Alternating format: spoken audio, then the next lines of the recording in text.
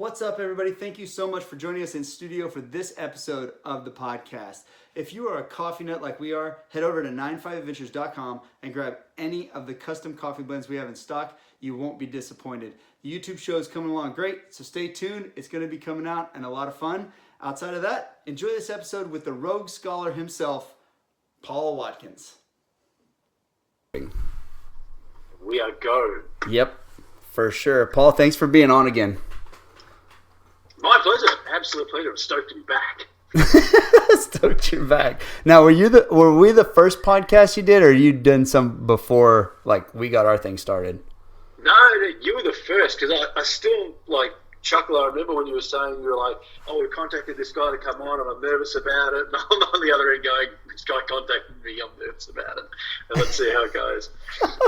And then since then, you've done quite a few podcasts, haven't you? Yeah, it's been really good. I've really enjoyed it, kind of having these really far-ranging conversations with people about different stuff. You kind of start to realise how broad a medium podcasts are and how many people you can reach. And then I look back at the volume of podcasts I've listened to, and you're like, it's such a good medium. It's just amazing. It really is. It's a lot of fun, and a lot of people get information from it.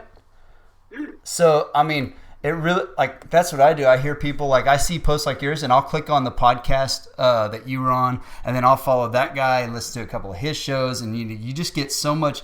I like it because it's filling your time with education versus just music or something mind-numbing.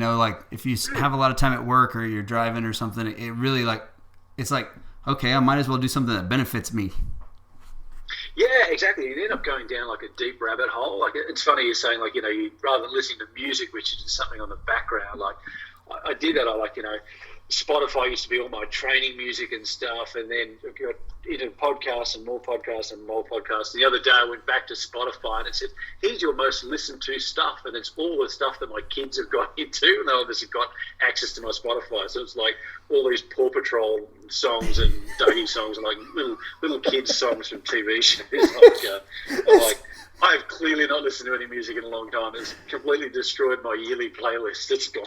There is nothing more true than what you just said in this house as well. The Newsies. So my stepdaughter had a play at school, and it was the Newsies, and I helped her with it, and I would sing parts with her or whatever. But that was, I don't know, 3 months ago, and she listens to them all the time, nonstop. She loved it, and so it comes on automatically in my truck now. My phone automatically starts playing the Newsies when I get in the truck. I'm like, what? How do I make it stop? How do I make it stop? It's everywhere. It's everywhere. Yeah. But, I know I had a list of things to talk to you about and all that good stuff, but then I started reading your blog post, and I know we had this a little bit before the thing, but I wanted to do this on there. But the first one that I really started reading was that, and the truth shall set you free one. Yeah. And then the one right below it, which is why Warren Buffett doesn't swim naked. Yeah.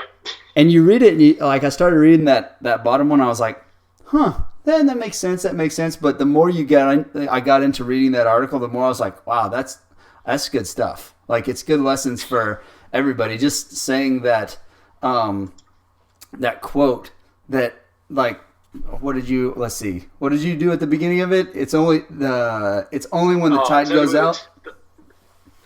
Go ahead. Who's been swimming naked? Yeah.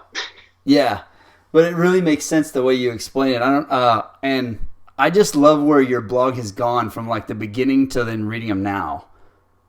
Oh, thanks, man. Yeah, I've really enjoyed it. It's been I haven't had a structured plan on it. It's a case of going, I don't know, people say, you should post up on a schedule and do this and do that. But I'm really a case of going, if I come across something and I feel I've got something of value to say and I can kind of add some value to the discourse, then I'll write it and it'll come out.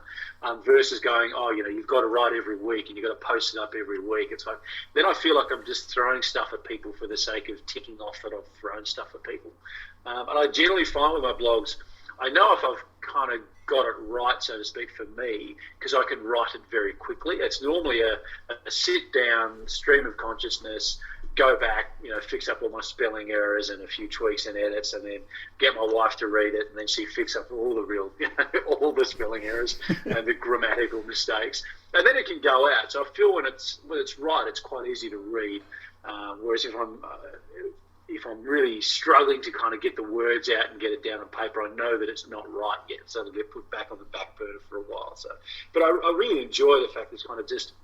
It's taken me down some different avenues and opened up some really good discussions. Well, does all this stuff, like your blog post, the things you write about, and then your public speaking, did it all come and really start from winning that Arctic race? Yeah, I think it did. Like I'd done a lot of public speaking before winning that race. But a lot of the discussion had been around dealing with failure. So I had a fairly solid mountaineering background before that, and had big mountain climbs that have been successful and others that have been unsuccessful. So talking to you about how teamwork kind of plays out in the mountains, and how you deal with things that have gone right and wrong and things that are out of your control. But a lot of that was kind of local stuff.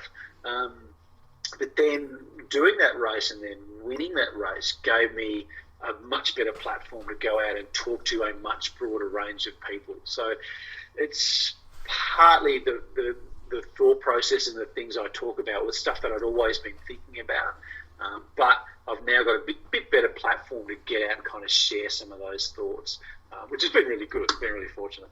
Well, and I think you come from, this is what makes it unique. And we just watched the UFC fight last night, and McGregor beats Cowboy, and it's all about like McGregor and everything. I don't know if you pay attention to the UFC or not, but yeah. I'm a big Cowboy fan, and he's one of my favorites just because of the person that he is. And then it's one of those moments, and I told my wife, I told a couple other people, it's like you watch McGregor win, and it's fancy and all that, and you're like, wow, it's impressive. And then you hear Cowboy talk afterwards and how he handles a loss, and you're like, I'm a bigger fan. This did more for Cowboy than it did for Conor in that situation, because he handled it so, like, not just professional but genuine, and it's the way, like, you think that's the way you're supposed to handle life. And so your perspective's kind of the same. Like, you went out there and you lost that first race, and then you come back and all you want to do is finish, and you end up winning. Yeah, I think particularly today, like that's a really good example you give, like the way Cowboy responded and his behaviour and mannerisms and professionalism after that often gets lost in all the noise of the people at the front waving and yelling and screaming and stuff. And I think it's important to get that message of how he behaved out to people. And I find this when I talk to particularly school groups. So if you're talking to kids who are coming through a late high school and getting ready to kind of make big choices about what they're going to do career-wise and going to uni and stuff, the message that seems to resonate more with them is, if you get it all wrong, that's okay. That makes you normal. Like if you're 15 and you have no idea what you want to do with the rest of your life, that makes you normal. That's okay. And if you try something and it turns out you made the wrong choice and it doesn't work for you, or it doesn't suit, or it wasn't a major success the first time, it just makes you normal, and that's okay. So now the skill set is learning how to deal with that and how you move forward. Because the likelihood isn't that you're going to make the right decision every time, all the time in your life. Like, that's just not going to work. You're going to fail. So the best value we can give you is to teach you how to deal with a failure in a good, positive, professional way, because that's how your life's going to work. It's not going to be win after win after win. But often that message gets a little lost. Is that what you normally talk about, like when you do your public speaking, or is that what people ask you to do? Because I'm fascinated with it, and your ability, like you being the perfect example of that, and what you said, where it gets lost in a normal 15-year-old. Heck yeah, that's the normal. I think it's almost abnormal to know exactly what you want to do and then follow that path, and then never lose sight of it from 15 on. It never changes. That's like the abnormal. The normal would be, man, I don't know what I want to do with my life. I didn't know what I wanted to do with my life. Hell no. That's it. But people forget that. They think that having that passion from when you're 15 and it becomes your entire life and you're a real expert at it, that's the rarity. That's the outlier. That's not normal. But because it gets the noise and the attention, people think that that's your benchmark and that's where you have to be. So going back to your original question, what I talk to about with people differs on who I'm speaking to. So I often find with high schoolers that story resonates of how you deal with failure and moving forward and giving yourself permission to go try something, and if it doesn't work, understanding that that's normal and that's okay, and now we just come up with a plan of how we deal with it and what we do next. And that resonates well with kids. I feel kids, you can really turn the dial for them. You can really make a difference. But when you're working with, adults who are really set into work, family, pressure, all the stuff that comes with all of that, it's a little harder to move the dial. So often the conversation is a little bit different, and their priorities and their decisions are kind of facing a little bit different as well. So yeah, high schoolers, we're talking about a different aspect, and then when we get into kind of business or corporate or elite sporting areas, we're having different conversations because we're going, well, you've got some life experience and you've probably had some setbacks or taken a few hits, so let's talk about what you did and how that went and what are the tools and how does that look moving forward, because we can kind of have a slightly different conversation. Isn't it? It's fascinating to me that it translates though. Like you're stepping out of your comfort zone and doing something just totally seems like, man, this guy's crazy. He wants to hike across the Arctic or run 50 or 100 miles or whatever it is, and these or climb to the top of this mountain, and like that translates into business, into life, into a 15-year-old sitting in a high school. Yeah, exactly. And it gives them a window into something different. And I think the story is the vehicle. I think, and I often say this when I'm particularly meeting with students, to say, there's no test at the end of this, okay? You can forget everything that I'm about to tell you and your life will be okay. That's fine. There's no test at the end. But we're not going to have a checklist, and you don't get a 5-point plan and, here's the book with the first 3 steps and the form you have to fill out at the end. We just tell the story.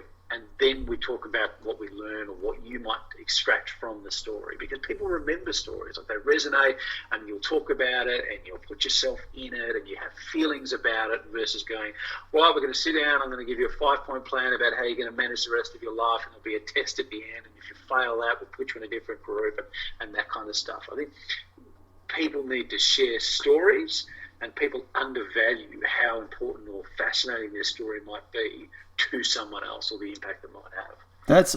That's also, and I've realized that doing the podcast. There's a couple things that I've realized and that I've gotten better at. And one, less small talk, and realizing what small talk actually is, and more meaningful conversations. Like meaningful conversations with humans at all aspects of my life, whether I'm going to the gym or I'm at work or I'm making a sales call, like really understanding the point of a genuine, meaningful conversation and getting information out of it, and like almost, like really getting to know that other person versus just the small talk of it. And then like just sharing the stories and how fascinating everybody really is. Like everybody's got these crazy stories that you don't, they've been through stuff, they've overcome things, everybody's interesting. You just got to we just don't look at it that way.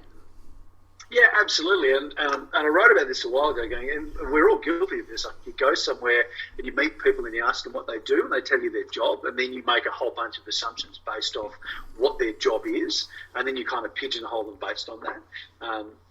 And it tells you nothing about them as a person at all. It just tells you my career path is this, and now I do this job, and that's it. And like, yeah, but I'm missing out on all the background and the kind of the light and the shade and the colour about who you are as a real person. Like you are not your job. And the flip side of that is when people lose their job or have a job that doesn't have a pay packet, a salary attached to it, and all of a sudden it becomes kind of difficult to pigeonhole them or put them in an area or understand them or get to relate to them and those kind of things. So I think as a society we're very quick to go, what's your job? Oh, you're a white collar or blue collar, you're a doctor or you drive a forklift. Okay, cool, I'm just going to make all these assumptions about your whole life based off your answer to that one question, when in reality, you just miss out on all the good stuff. Yeah, you really do. And I think that's part of the thing. So that one blog post you read, it kind of that I read, it kind of segmented into, but I'm not an athlete, and not putting, talking about not putting labels on yourself. Yeah. And you're saying, it's kind of ties into the same thing where, you can't look at somebody or just find out what they do as a profession. You didn't want to label yourself as an athlete because you're trying to show people that this dad, that raises kids and had his own business, and he's not necessarily this physical specimen of what you think an athlete should be, just did all these things because he decided to. Yeah, exactly. And people, it works both ways. People put a label on themselves, and that might limit them. And the other option is you put a label on someone else and not on yourself, and use that as an excuse for why you can't do that. Oh, that guy's an athlete, clearly. Look at him and he does this and does that. I'm not an athlete, so it's okay that I'm not worrying about my health and my fitness and that kind of stuff because I'm not an athlete. That's okay. So you're actually you're labeling someone else or kind of not applying a label to yourself to give yourself an out. Like, I don't have to be fit or do this or do that. Because I'm not an athlete. Like, I'm this or I'm that. So it can be quite dangerous as well. It kind of works both ways. Well, yeah, and I mean, it's really a struggle for somebody who has either competed or, like, maybe you were on the high school team or maybe you were in collegiate. For me, it was, I told the story the other day, it's like I skated at a high level, right, and did extreme sports, and then I don't do it for 18 years, and I pick it up again, and I can still do, muscle memory. I can do a lot of the things and have a lot of fun, but I'm nowhere close to what I was when I stopped, and that's okay. But dealing with that mentally can be a struggle sometimes. I'm like, man, I really feel like I should just nail this. Like, this is something I used to do all the time, and now I can't, and I expect to do it because I did it so much. But then at the same time, I have to take a step back and like, man, you're not that thing. You're having fun doing this activity now, and you have to learn how to deal with it. And so, like, that really kind of struck a chord reading that. Like, labeling yourself. If I label myself as an extreme athlete or a skater, then that's where my identity is tied into. Yeah, exactly. And I think the risk too is, what if you don't have that label anymore? And particularly when it comes to the job thing, if you've put your entire self-worth or value into your job, like I'm a doctor or I'm an accountant or whatever it is you are, what happens when the job's gone? And all of a sudden you don't have a yardstick to value yourself by anymore. And all of a sudden you're like, oh, hang on. And I think that can be quite a downward spiral for people if, the ground moves under your feet and all of a sudden you don't have that job or that role or what have you. All of a sudden you're kind of lost at sea. So I think it's really important to say, yes, you are, the accountant or the doctor or you drive the forklift or whatever it is you do. But don't undersell all the other stuff that you do that adds value to your story and then adds value to the people that are kind of around you and in your circle. So, for people say to me, like, oh, what do you do? And I'm like, you need to sit down. Like, it's a 10-minute answer. I can't give you a one word on that. Like, I do this, I do this, I do this, I do this, I do that. I'm a stay-at-home dad and all this kind of stuff. But for me, I love that because I'm like, all of these things add value to my life in different ways. And there are times when some of them don't add value. They might detract value because, this business venture isn't going the way I thought it would, or the kids are really testing me out at the moment and I'm kind of going, oh, I didn't really nail the dad thing this week. Like, I struggled with that. So it gives you some flexibility to go, okay, I add value in lots of different ways, and that's a sliding continuum. So don't pin all your hopes and all your value on the one title that you think is the most important one. Realize that your story is pretty diverse and be good with that. What is because I don't really identify myself and I learned not to, and I don't really know how I did. You know what I mean? Like, I don't really know the process. Do you have any, would you have anything to say on how you can not identify yourself as your job? Because when people put so much time and effort into paying bills and wanting money and wanting the next thing, like the house and the car, and providing for your family becomes your goal, and then that, like, it gets overwhelming. As an adult, it can get overwhelming to just have that on your mind constantly all the time, bills and the next bigger greatest thing and making sure they go to college and all that good stuff. So what are some tips or advice, like, if you have any, as to how to not identify yourself with your profession or as this one thing? Yeah, I think that the move that has delivered the most value for me is creating space. And I talk about this with both, like, students and adults particularly, like it applies right across the gamut.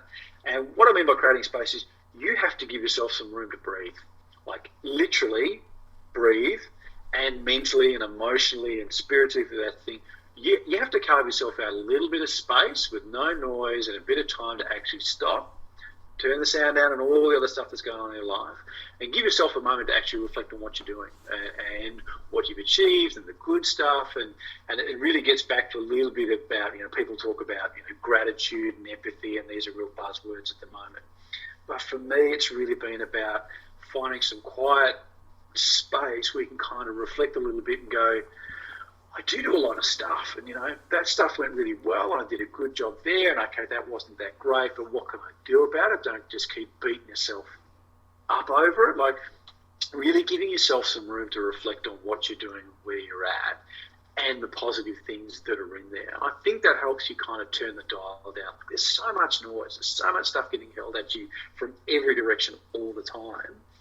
It's just overwhelming. And one of the things that I've found, one of the reasons I think I love going on races in weird places and climbing big mountains and that kind of stuff, is that you remove yourself from modern life completely. Like I've got a video on my phone of a spot in that Arctic race last year where I realised for a moment going, it is completely silent here. Like, I'm on my own, and the wind had dropped, and there was literally not a decibel of sound at all. And it was kind of shocking to go, I can't hear anything. Like, there's nothing at all. I don't have a phone that works or anything of the sort. Like, I can't connect with it. This is completely removed from everything that you think of modern society. And it was beautiful. It was fantastic. And I think we've just, in your modern life, if you can't run away to the Arctic and get that, you kind of miss out on having that quiet space of creating that room. So I think that's the key thing. Find a behaviour that you can do that allows you to have a little bit of space. And you don't have to become like a yoga master or a Buddhist monk. You just need to go, hey, I need some time on a regular basis. And it might be, I'm going to go outside for 5 minutes at the end of the day and have a cup of tea, watch the sun go down, or watch it come up in the morning, or turn everything off and just have a little bit of quiet time to breathe and just reflect on the day, or whatever it is. You need to carve that out for yourself. And that will make a huge difference. And best of all, it's free. You don't have to do anything. You don't need an app. You don't need to buy anything to do it. You can just enjoy it. And I think that's where people get lost, but I think that's where you can get the most value out. It is crazy how it's everything, and even in my mind now, it's like, okay, just look for an app for something, Google it, look for something over here, search it up. But there's something so special about just seeing the sunset and the sunrise that is amazing. Like, just taking a few moments, watching it, like a cup of coffee in the morning and watching the sunrise. Like, there's nothing like it, especially if you go out to the coast where you can see it come up off the water. There's just, you can't replace it. Like, I always talk about, I go to Santa Fe. Santa Fe has the craziest sunsets. Like, the colors are just amazing. Like, all these different areas. Traveling has really done that sort of thing for me now that you bring it up. Like, you travel, go to Hawaii, you go to Utah in the mountains, wherever it is, and you see the sunrise. I always want to get up and watch the sunrise and just have a little moment there of just like, man, I'm appreciating where I'm at right now at its fullest. Yeah, and it's free, and you don't need anyone to help you do it. You don't need to blog about it or photo it, post it on the grams or whatever. It's like, this is time for you to have a little moment and look back and go, wow, we got some stuff right, we got some stuff wrong, so what are we going to do moving forward? And let's be positive about the breadth and depth of all the stuff I had that goes on in my life, and you start to discover some pretty amazing stuff. So, yeah, it's easy to get lost in the noise and the rah-rah and all the stuff that's going on, when the answer is, hey, just take that 5 minutes, and see where it builds from. And it might just stay at 5 minutes for you. Just, I got 5 minutes today, and then the kids were going bananas and the dog's barking and I've got to get back to work and this or whatever.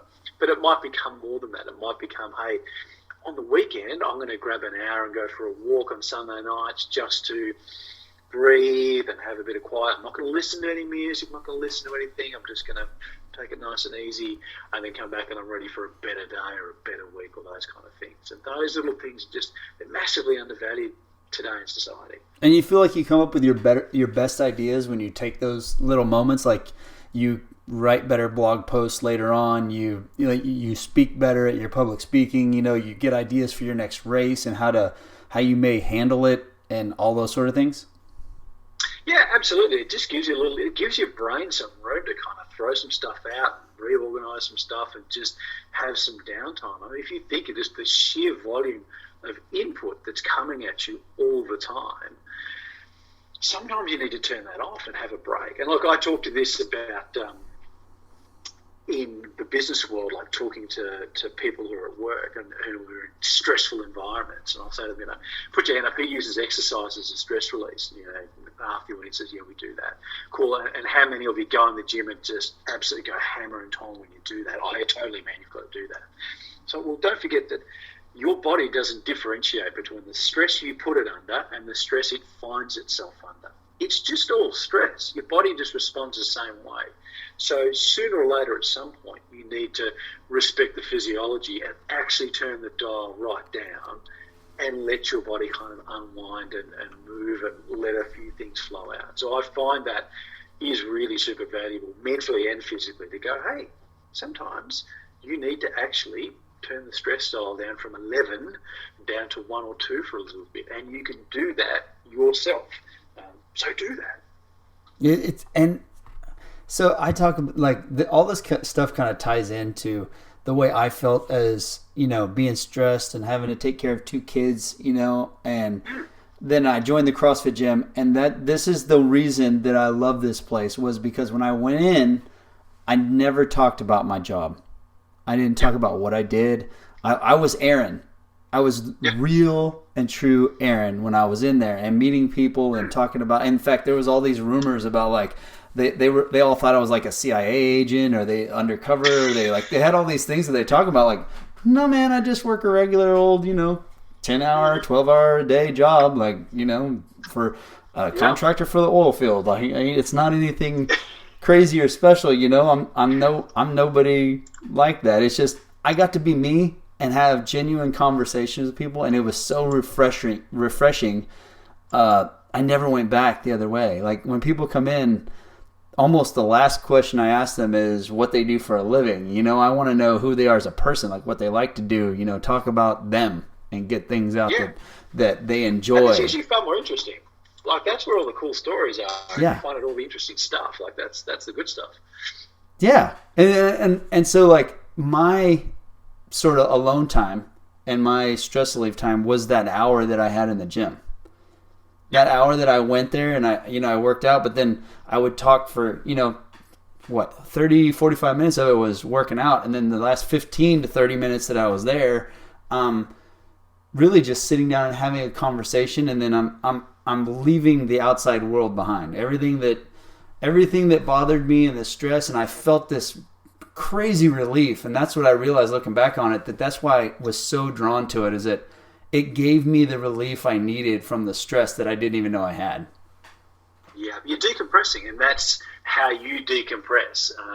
Whether you're kind of cognizant of that's your way of doing it, or whether you just knew you felt better doing that was a way for you to kind of decompress from all the other stuff that's going on in your world at the time. But you have to kind of experiment or take the time to kind of find the way that resonates with you as to how you kind of let the pressure out or decompress to kind of, I've had a bit more quiet time, and it allows some things to bubble up that maybe would get buried under all the other noise.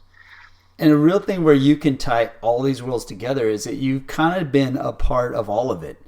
Like you've done your own thing, had your own business where you had all these crazy stresses and worked all these hours to now I'm going to go start climbing mountains and running races and doing what I love to do. And, to being a dad that takes care of his kids and works, does his own thing still and makes money doing what he loves to do.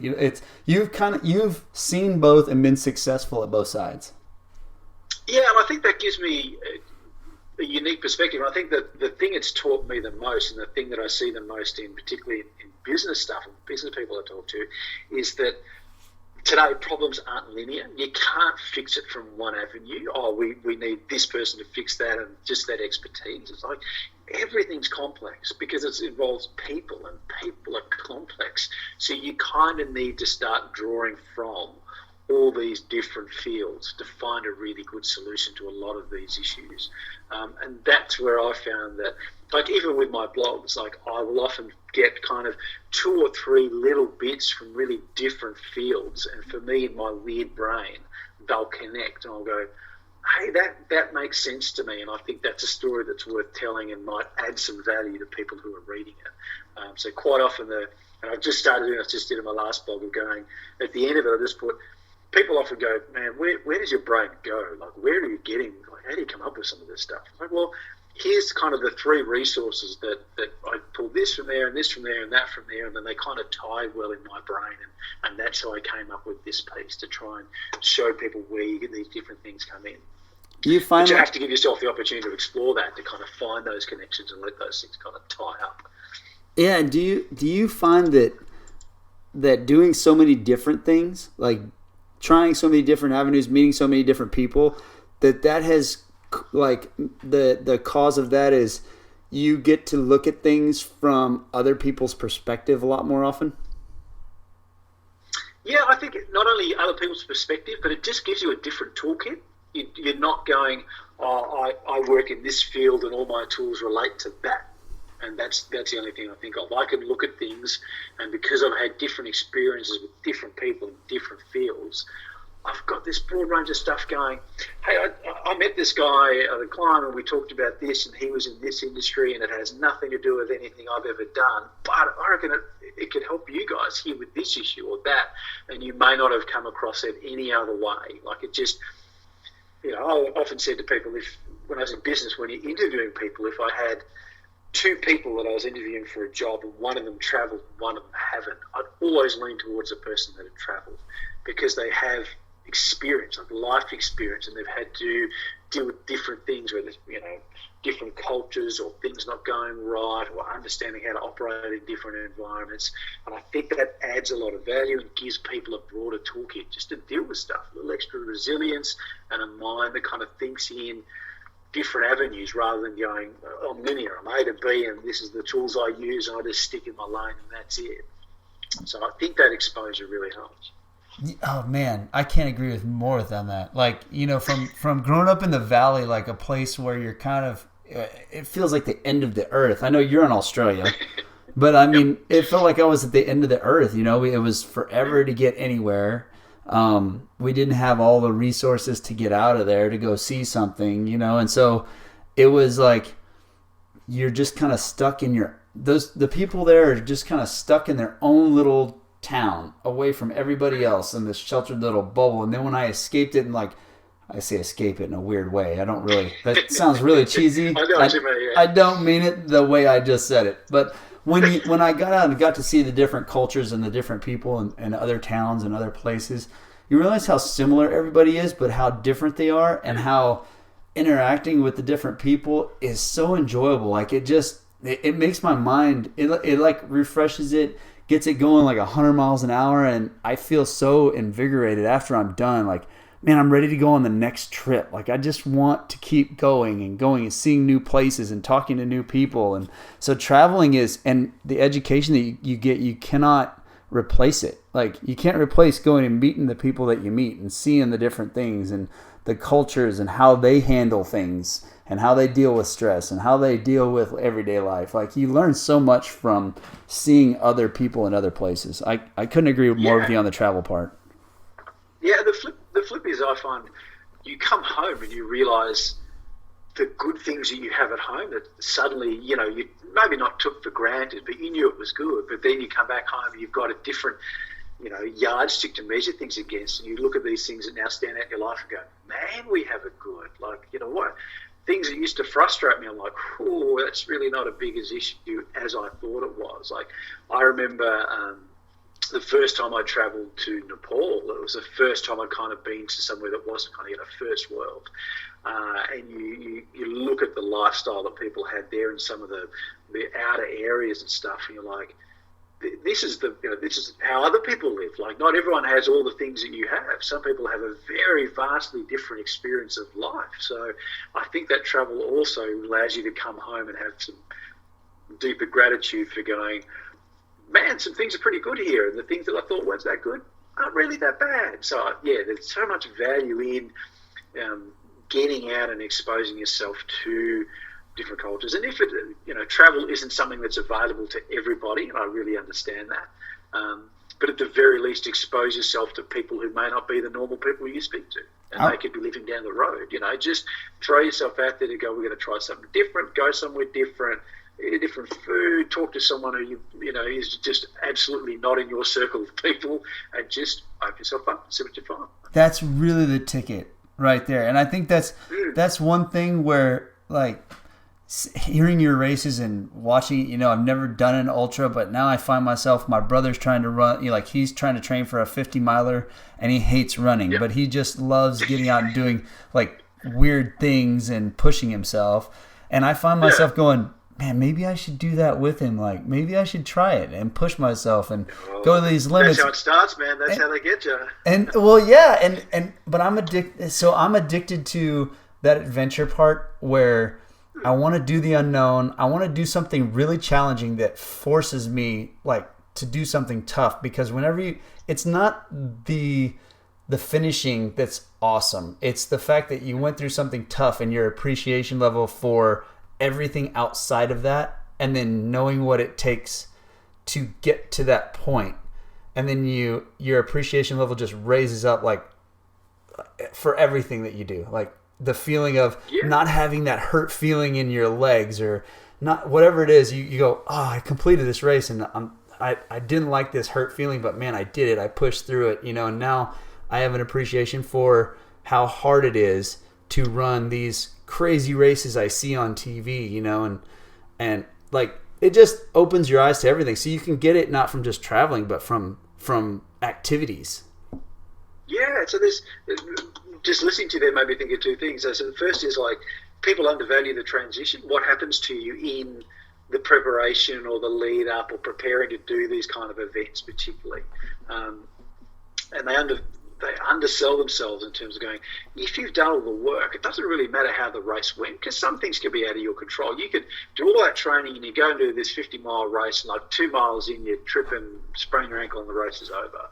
But you still have all the value of all the work and the hard effort and the discipline and the training and the mindset stuff that you did in getting there in the first place.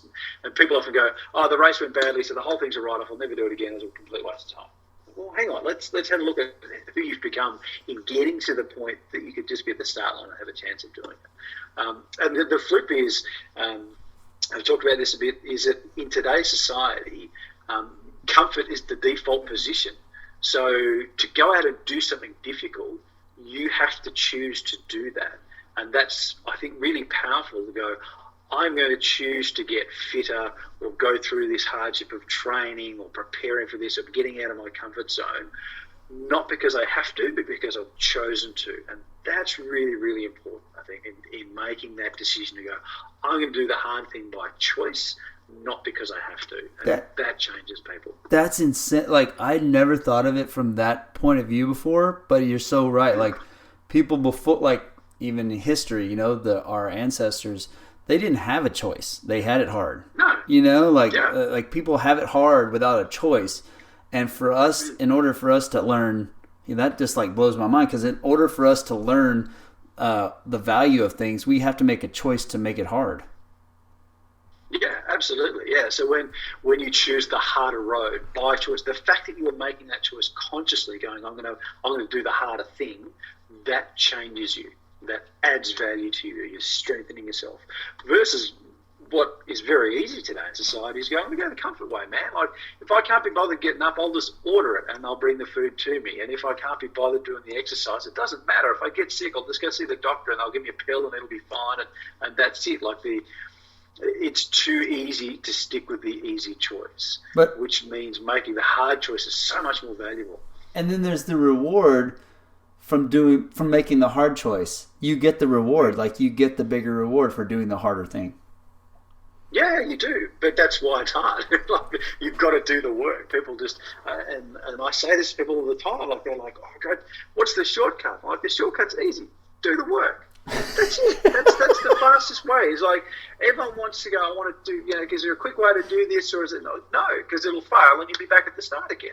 And then you'll do that 2 or 3 times, and then you'll get shitty about it, and you don't want to do it. Like, the quickest way for you to get from where you are now to where you want to be is just start and do the work. The honest, real work. And do it once, and do it right, and you will bypass everyone else who's going to try 18 shortcuts on the way and not get there. And now you're there, and they're still figuring out how to try and do it. What's the shortcut?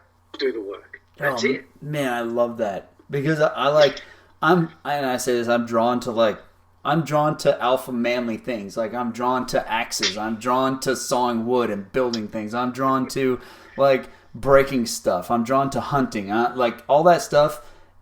I'm drawn to war movies. I'm drawn to action films. Like, that's what piques my interest. That's where you're a manly man doing manly things. And yeah, so when you say do the work, it's like, oh, man, yes, I'm fired up. I want to go do the work now. What can I do? I'm going to get up from now. You know what? I got to get up and go do something.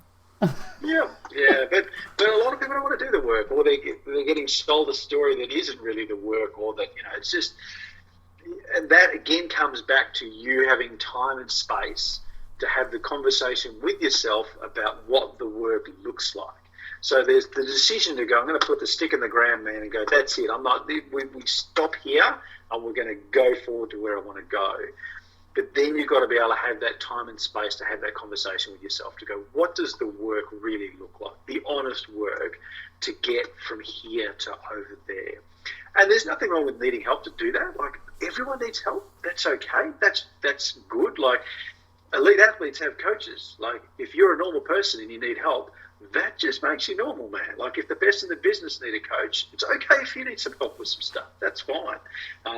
But find yourself someone who resonates with you and doesn't try and sell you the shortcut. Someone who goes, dude, you're going to have to do the work. Cool, you found yourself the right person. Let's get into it and do that. Yeah, like, hey, don't go this drill, this skill, this whatever it is, like the practice that it takes.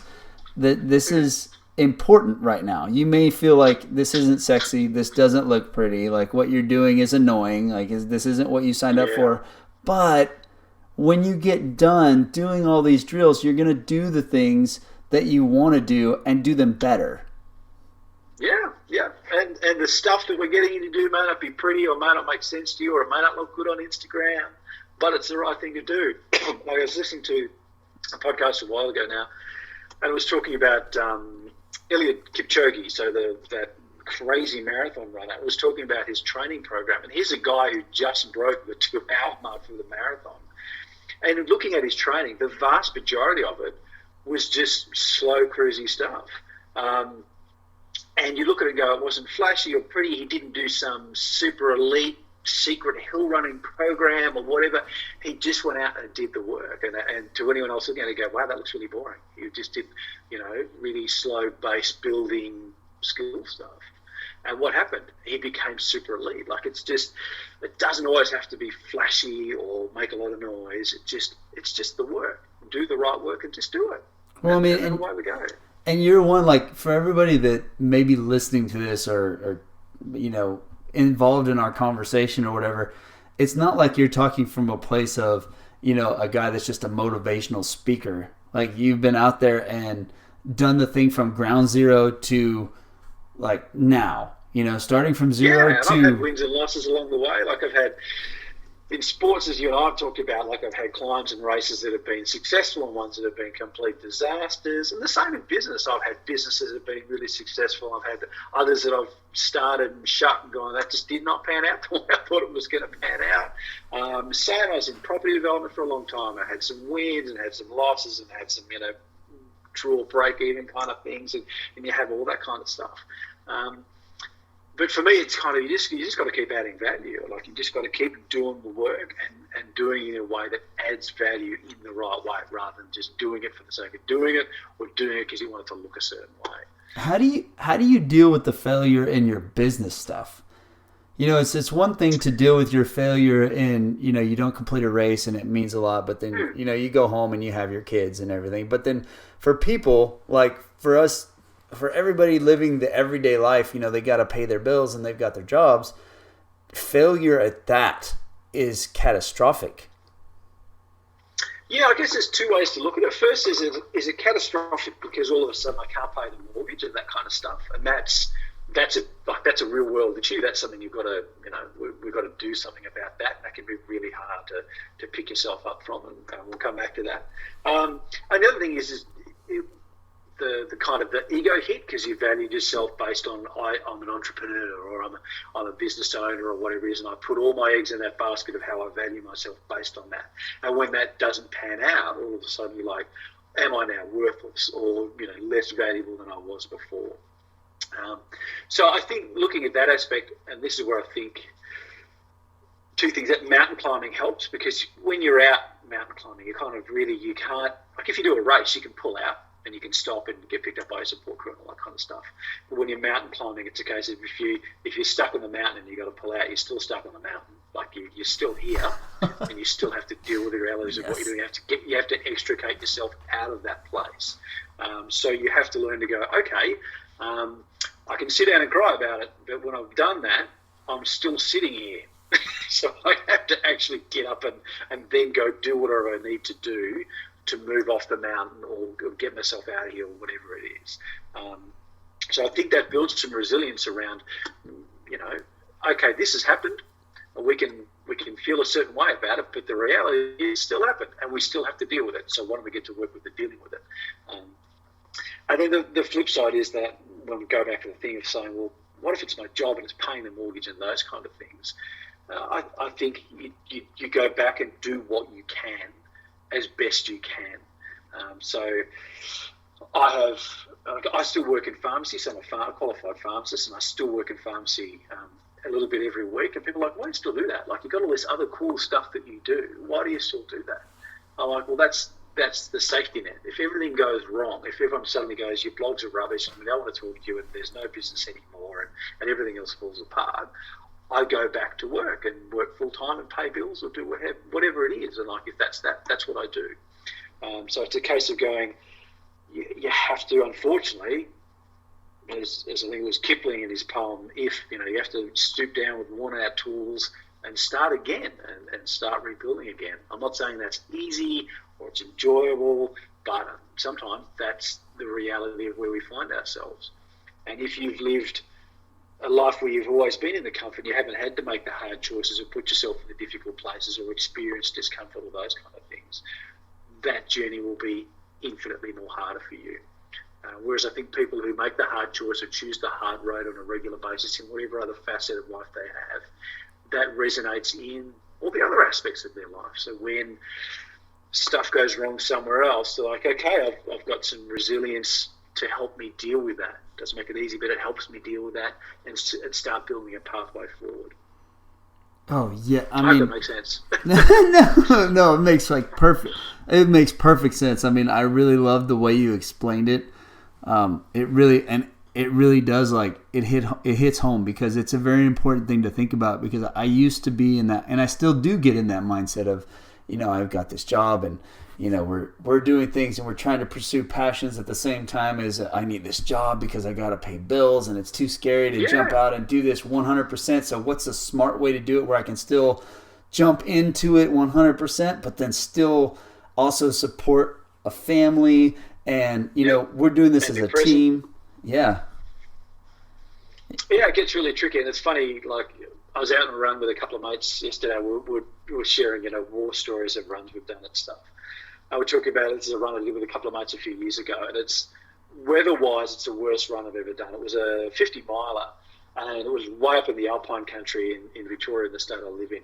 And it was horrendous weather. We got massive storms. Like, it's the only race I've been in where the race director was SMSing all the people in the race during the race, saying, lie down. Wherever you are, if you've got trekking poles, throw them as far away from you as you can because of the lightning. And just lie down until it passes, and then we'll try and figure out what we're going to do. But I got to, a mate and I, we got to it would have been about in miles, it would have been like the 30-mile mark or 35-mile mark, and we'd missed the cutoff. So we got into this remote checkpoint. The guy's like, I'm sorry, guys, you've missed the time cutoff. You've been cut from the race. We're like, okay, well, what happens now? And he's like, well, you keep going. What do you mean you keep going? It's like, we're in the middle of the wheels on this, man. Like, it's 15 miles to the finishing point, so go do your extra 15 miles. Like, well, so we've missed the time cutoff, but we've still got to do the distance. What's different? He said nothing. You just get to the end and they don't give you a medal or the free pair of socks, and you don't get listed on the finishing list. You just get a DNF, but you've still got to do the distance to get to the exit point. I'm like, are you serious? Like, yeah. So just things like that, where I think it teaches you that, you know, sometimes it doesn't matter how hard you try. Sometimes it just doesn't work, but you're still going to have to do the distance anyway. So do what you can, get to the end, dust off, and maybe you'll have a good story when you reflect back on it, you know, down the track. It's so funny that you bring that up because I'm sure you follow David Goggins a little bit with his ultra stuff. And it's less impressive, like the wins and stuff. One of his most impressive videos to me was him coming out of the hospital and finishing the whatever it is, the Moab 240 or whatever he ran. I think it was that one. I saw that. And he's finishing it with the race is over. Like everybody's gone. And he's finishing the miles that he had left over to finish the thing. And he's like, this race isn't going to defeat me. And I'm like, that is what hits home. Not winning the medal or getting the free socks or being on the podium. That right there is what hits home.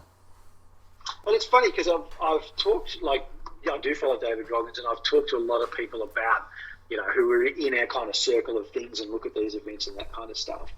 And the thing that, in what will probably potentially be an unpopular opinion, I'd love to know about the other aspects of his life. Like, he's celebrated for, you know, the stay hard and doing those kind of things and putting himself back out there.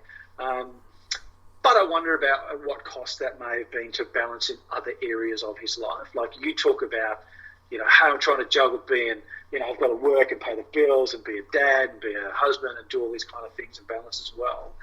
And I think whilst a lot of the stuff he's done is super admirable, has helped a lot of people make hard choices in their life, I think it gets sensationalised as well by, you know, modern media and all that kind of stuff to go, you still got to have some balance in there. You've still got to respect the fact that you do wear a number of hats in your life and that you may need to make some adjustments along the way. So I think I'm fascinated by how people see him in different lights. I found that really, really interesting. And I agree. And man, you and I look at it the same exact way. And really listening to it, like, because I take what I need from his stories and his things, but I also know where, hey, I'm not going to make that choice because my stay hard is going to be for the benefit of what I like. So what I enjoy and what means the most to me. And that's what I'm going to go with.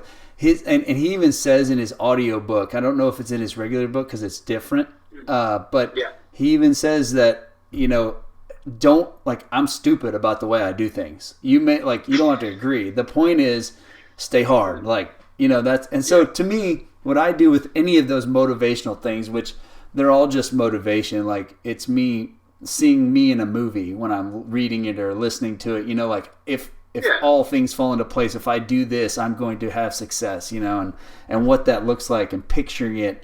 But for me, what I take away from it when I read those books and do those things is how can I apply that to my situation, that mindset and that philosophy into my situation to make my situation better. Yeah, and you need time to reflect and understand on what works and what doesn't for you and your scenario. And I think it's good that people expose themselves to a variety of different things, whether it's, you know, I read different stories or see different movies or go out to different events or talk to different people or those kind of things, because no one's written the book yet that is, here's the perfect answer, just follow this stuff. Like, no one's figured that out yet. So you need to get as much exposure. Again, this comes back to that whole, you know, problems today aren't linear. You don't solve them from one line. You're going to need a little bit from here and a little bit from there and something from over there and an idea from over there. So the more you can kind of expose yourself to some of that stuff, the more you can start finding some little bits and pieces that work for you in your story, whatever your story looks like and your scenario looks like, and kind of go from there. Well, and here's the crazy thing about your thing is that, and what I, you know, this is me watching you from America over social media, obviously, and talking to you and having conversations, but you have found a way to do something abnormal, which is be a stay-at-home dad and still be very masculine at the same time, which I guess the outlook from somebody else would be like, well, you lose your masculinity when you're a stay-at-home dad. Like, that's the outlook on it, you know? And then, I've been doing a lot of reading about that. And sorry, I've cut you off there. No, go ahead. This is your area of expertise. well, some days I'm like, I am not an expert at this yet, not even close. But I have been doing a lot of reading about that, and I've found that conversation really interesting with a lot of men in particular about kind of, you know, and again, this comes back to how do you value yourself? Like, do you value yourself by your job? And I look at going, we've got two young boys. We've got a 4.5-year-old and a 2-year-old. And I'm going, I can see no more valuable and important job than raising those boys. So I find great value in that. And I think because I've done some crazy stuff, you know, mountaineering and those kind of things, and because I've been in business and those kind of things, that has lent me some resilience around, I don't really care if you think I'm masculine or not. I'm doing what I believe is right, and I'm going to keep doing it. And your opinion, whilst fascinating to you, doesn't really impact me a great deal, because I know that I'm doing the right thing for my story and the people closest to me, and I'm going to keep doing that. So I think it can be dangerous. People kind of get hung up on defining themselves again. I like that thing of defining yourself by a job. Like, if I'm not bringing the money in, you know, I must be the head of the household and do this and do that and do those kind of things. Well, that's a story you've told yourself. That's fine. I could go to work full time and my wife could stay home and I would earn more money. That's true. But I've had a lot of career time and I've done a lot of cool stuff. And my wife's at a point in her career where she really wants to accelerate and do things that are important to her. And for me, the most important thing for me is being a dad to boys. So we found a space from going, cool, for this period of time from when they're really young to when they're into the school system, you're going to be doing your work thing because you love it, and I'm going to be home with these boys because I love it. And that's great. And we're both really, really happy with that. And I'm not allowing myself to be defined one by the other. It's not like I've gone, well, now because you're earning the money technically, you're in charge, because that's how we valued ourselves. Oh, that's rubbish, man. That's just a story you're telling yourself. Do what's important, do the work, do the right thing, and enjoy that, and realise your life has value from all different things that you do. And the money is just part of that. It's just, you've got to see yourself in more lights than just one. And you haven't even found it at all, and this is me, I know, like, I'm just speaking as like a devil's advocate type of person. Yeah. But like, you haven't found it difficult at all to keep your masculinity, like, in that, you know, you haven't had to go do other things to keep yourself feel like, hey, I need to go chop some wood today to feel like a man, you know, and take the boys with me to learn how to do that. Does that thing help, or is it just basically your mindset and your outlook on the situation and how you and your wife, and you're actually supporting your wife, which makes you like 10 times more of a man in that sense? Like, hey, go for it. Go for your dream. Like, I'm here. I'm supporting you. You guys are a couple. You're together. But have you, like, you haven't found it at all difficult to keep a hold of that and do anything to keep that thing, like your masculinity there, you know, or and be the dad, that's not a the mom? really good question. Yeah, that's a really, really good question. And the answer is, yeah, it's really hard. It's really difficult. But it's also part of the reason why I find it really fascinating. So being a stay-at-home dad and having a working wife is really interesting juxtaposition, because, you know, the rest of the world a lot of the world works the opposite. So for me, it's been really interesting to look at it the other way. And some days you do get a little lost going, where do I sit in all of this? Like, what am I doing again? Like, what do I bring to the table and that kind of stuff? And you have to remind yourself that you bring a lot of things to the table. And, you know, for me, teaching young boys about being good men and good boys and those kind of things is really, really important. And some of that is about getting out and chopping wood and moving the cows and cleaning out the chicken coop and going out and being fit and healthy and those kind of things. And other parts of it is about, you know, supporting other people and understanding your role in the family and those kind of things. And sometimes I do need to get out and do, you know, as a joke, you've got to go out and be manly men doing manly stuff. And I think that's where going out and doing ultra racing or climbing mountains or those kind of things allows me to reconnect with a bit of that inner caveman, to get out and just, you know, do your stuff and get filthy and throw yourself against nature and see how that goes. But I recognise that I need to do that, and I go and do that. And I'm fortunate that I'm in a relationship where we support each other to do that. Like, it's yes, she gets a lot of support from me, but it's a two-way street. I get a lot of support. So when I come back and go, hey, I want to go to Canada for 2 weeks and do this stupid race in the Arctic that no one's ever heard of, she's like, I get it. Okay, this is one of the things you do. That's part of you, and that's part of the deal and what we both signed on for. So cool. How do we make that happen? So it isn't a walk in the park. I don't want people to think, oh, he's just a stay-at-home dad and he's nunning and he doesn't give a stuff if people don't like it. It's like, no, it's really challenging. And I often have to look back and like I said early on, take that time every now and again, bit of quiet time and reflect and go, hey, you're doing some good stuff here. You're adding some value and stuff that's really, really important. So don't undersell yourself on that. Masculinity isn't about I'm bringing the money home and I'm in charge and this is how we operate. Well, if that's your definition, that's cool, you do your thing. But my definition is slightly broader than that, and that allows me to operate in a way that makes me happy.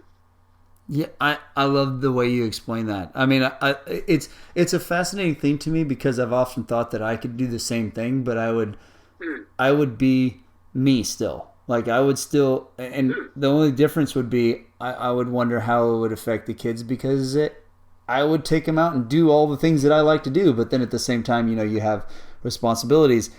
You take a step back and look at it, and seeing somebody like yourself and watching it and seeing it, you go, oh, it's really no different than any other thing you do. There's goods and there's bads. There's things you like and there's things you dislike about what you got to do, and you got to do the things you dislike to do the things that you like to do with it, and that's. Yeah, it's a job like any other job, and it sucks some days. Yeah, it does. Sometimes you get a really bad performance appraisal from your kids, and some days you don't, and it works both ways. I thought I should have a caveat in there and say that, because you raise a good point, for some people it's just not a viable option. They're like, I'd love to stay at home with my kids, man, but I've got to pay the mortgage, and that's just what I do, and, I had a period in my life, it was about a 10-year episode in my life, where very early on, and this is kind of from my, I would say, where are we, probably mid-20s to kind of early 30s, somewhere around that gap, where I worked 24/7, 7 days a week, 365. And I put the rest of my life in the bin and just worked. And that allowed me, and I don't regret that. Like, I did that by choice, and I loved it, and it set me up to do a lot of the things I do now. But I did the work and paid those bills, and that set me up to allow me to do this. So I don't for a moment not recognise how fortunate I am to be in a position that I can stay at home and do that. Knowing that I did do the work early on to give me that head start to allow me to do that. But for some people, I realise they're like, dude, I just can't do that. Like, I've got to work all day, and I've got a job, and I've got to pay some bills, I've got a mortgage, and all those kind of things. You've got to balance it. That's cool. But there's a lot of your day and your week and your year when you're not at work. So make sure that you respect and value the stuff that you do when you're not at work, because you're more than, what it says on your business card. Don't let that cloud or that label allow you to have an excuse about not doing something somewhere else. You're more than just what's on the business card. That's the most important thing, is to realize, like, we've had all these conversations of different things, and see, you go and talk to all the different businesses, the high school kids to, women that work, to men that work, and a lot of couples nowadays, both of them have to work to bring the bills, and that's just the way life is. Yeah. And it doesn't matter what spot you're in life. It's how you handle that situation, what you do, and then when you're done with your work, make sure you enjoy every single moment that you have doing something you really love to do. Yeah, and appreciate the fact that you're doing that, and give yourself a pat on the back every now and then. Go, man, it can be really tough, but if you're doing a good job, then give yourself a pat on the back and say you're doing a good job, man, and let that be part of your story and the value that you bring to the table. Some days you go, oh man, I'm a working dad, I'm flat out, I feel like I'm not present or know enough at home or whatever. But then take a moment and go, what are your kids seeing? Are they seeing a great work ethic and a dad that comes home, or a mum that comes home and is still engaged with your kids and wants to know what they did with their day and is ready to get books when they go to bed and all that kind of stuff, and go, okay, you might not be home all day because you're at work, but what are the kids seeing from that? They're seeing, okay, I'm trying to teach them a good work ethic, and when you come home, you're still part of the family, and you add value to that, and you integrate it with that, and you're doing all the right things. It's like don't underestimate the value of, okay, this is my lot, man. I've got to do this, I've got to do that, and there's no two ways about that. That's just my life at the moment. Cool. Well, let's make sure you see it in a light, and you're delivering it in a way that still adds value, and you can still feel good about it. Don't. It's very easy to beat yourself up over where you're at and what you're doing. Yeah, man, this has been so much fun, Paul. I have had an absolute blast. Like, I really, it just makes me want to go to Australia even more now and visit and just meet you in person and say hi. Excellent, that would be awesome. We're going to figure out a way to make it happen, either me over there or you over here or what have you. I love that you said at the start, you're like, where do you want to go with this? I'm like, I don't mind, let's ask some questions and we'll see where we end up. And I think they're the best conversations because you just kind of get into the stuff that resonates and you enjoy and you want to talk about. They're the good ones. I agree. That's why I'd never do written questions. I don't do things. It's just basically bullet points. And then like I had an idea what I wanted to talk to you about. And then I was like, hold on a second. I read these things and, well, here we go. Let's go for the ride now. See what happens. Let's hold on. Well, is your book finished? I don't want to end the podcast without asking you about your book and what you've got going on there and where you're speaking, your public speaking stuff, if you charge for it, if it's just private events, and give all that information out. Yeah, it's a mixed bag. So I do a lot of speaking, and it's a mix of like corporate work, schoolwork, I do some pro bono fundraising stuff, so it's a whole mix of all that kind of stuff.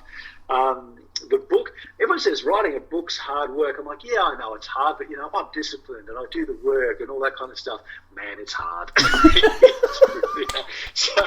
So I've got, I think when I spoke to you in like May, I had like 30,000 words done, and I'm up to about 55 at the moment. So it's a case of going, it was easy at the start where you just like brain dump of, the stories of my climbing and racing and that kind of stuff.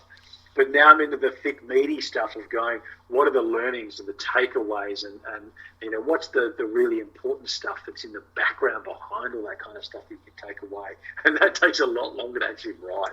But I'm enjoying it. It's starting to come together quite well now, which is nice. So one of my goals for the next couple of months is to actually get that finished and done and kind of and happening. So that's been good. So yeah, between a lot of public speaking and consulting work and trying to write the book, and still actively being a dad, I'm still getting out and getting a lot of running in. This year I want to get a lot of kind of local events in, which is good, just to get out and really want to do some more research about kind of what's around locally. I found a lot of like ultras and stuff that I can get out and do locally here and enjoy and be in that community. So I'm looking forward to doing a lot of that this year.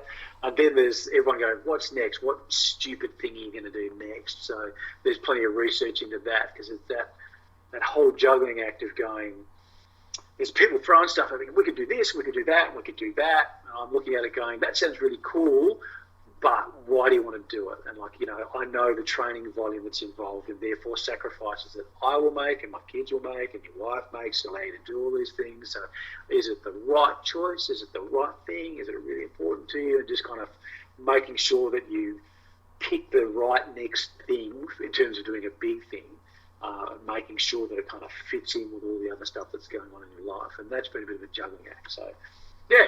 Just other than that, nothing much. Other than that, nothing much. Yeah. Well, I guess Rogue Scholar on Instagram, that's where we can find all of your other stuff, right?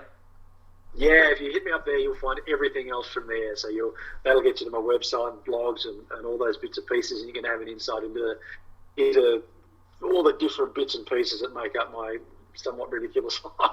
And do you have a YouTube channel as well? I do, yeah. And you can, again, Rogue Scholar, if you find me on Instagram, there's a link tree in there, and that'll take you to all that kind of stuff. So that's got some excerpts and little videos from some of the bigger presentations I've done and stuff, and that'll give you a bit of an insight into some of the stuff I talk about.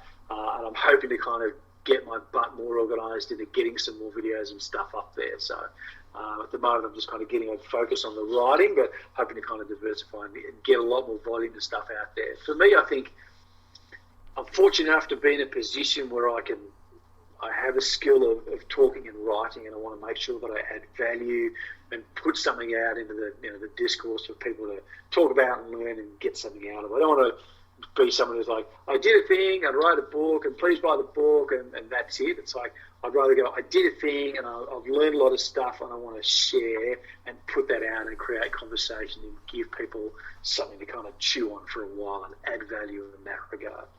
Man, I love it, and I can't wait to read the book. And if anybody listening, go to Rogue Scholar, click on the link tree, and his blog post, latest post, I think, is how you get there with the button. But it's the reads are fantastic. I know I have several people from the last podcast you were on. They come up to me all the time like, man, I read his latest post, and it's just like fantastic. It's great. So, oh, thanks, man. Yeah, I mean yeah, I'm not, and that happens to me all the time. I just walk up like, hey, you know that guy you had on the podcast? I read his blog the other day because he did this post, and man, it is a really great read. Like it just inspired me. Talking to. Yeah, so I mean, if anybody's listening, go check it out, follow it. It really is wonderful. He really does have a great talent. Paul, thank you so much for being on again. Hopefully we can do it a third time, man. This has been a blast. My pleasure, Aaron. I love it, man. I always really enjoy our chats, man. So anytime, more than happy to. And if I ever actually finish this book, I'm going to trade you a book for some coffee, and we'll both be in a good place. Absolutely, man. Absolutely. I gotta see I gotta see about shipping you some coffee over there just because I know you drink coffee all the time. I see the post, and I want to put. I've got 2 young kids, man. I've got to drink the coffee. Yes, yeah, it's the drug that you need. We all have the things we're addicted to, man. Yes, man, for real, and that's one addiction I don't want to give up. So, but anyway, Paul, thank you so much for being on, man, and best of luck on the book. Everybody, go follow him, and I guess with that, it's a wrap, man. Thanks, Aaron. Pleasure, man. Thank you.